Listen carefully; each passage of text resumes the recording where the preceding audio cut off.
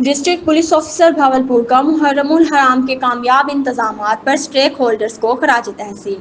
Bahawalpur district police officer محمد حسن اقبال کی جانب سے رشیدہ آڈیٹوریم میں ایک پروقار اور اہم کانفرنس کا انعقاد کیا گیا، جس میں محرم الحرام کے دوران ضلع بھاولپور میں امن و امان کے قیام اور مثالی انتظامات میں کردار ادا کرنے والے مختلف اسٹیک ہولڈرز، امن کمیٹی ممبران، انجمن تاجران اور میڈیا نمائندگان کو خراج تحسین پیش کیا گیا۔